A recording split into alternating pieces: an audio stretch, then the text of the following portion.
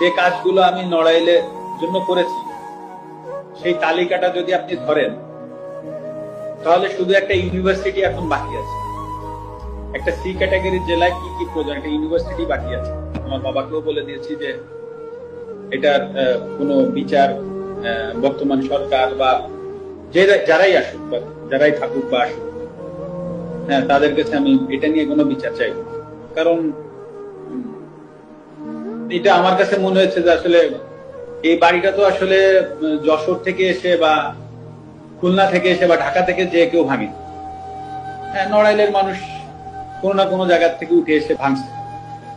তো আসলে আমি নড়াইলের মানুষের বিরুদ্ধে আর বিচার চাইবো না। তো যেটা হয়ে গেছে ওটা আমি একসেপ্ট করে নিচ্ছি। হয়তো বা আমার কাছে আমি এভাবে একসেপ্ট করে নিচ্ছি যে হয়তো বা আমার কোনো ভুল ছিল, আমি কোনো ভুল করেছি, হয়তো বা তার জন্য ওনারা হয়তো বা এসে ওটা করেছে। তো আমার মনে যদি বিন্দুমাত্র কষ্ট এখন আর নাই, আমি মানে কষ্ট নাই এই কথাটা ভুল, মানে কারো প্রতি রাগ ক্ষোভ এগুলো কিছুই নাই। তো আমিও আশা করব নড়াইলবাসীর প্রতি যে আমার কোনো ভুলে বা কোনো জায়গায় যদি কষ্ট হতে থাকে, তো আশা করি তারা তো একটা স্টেপ নিয়েছে, তারাও আমাকে এই জায়গা থেকে ক্ষমা করবে। এটাই আমি আশা করি, এর বেশি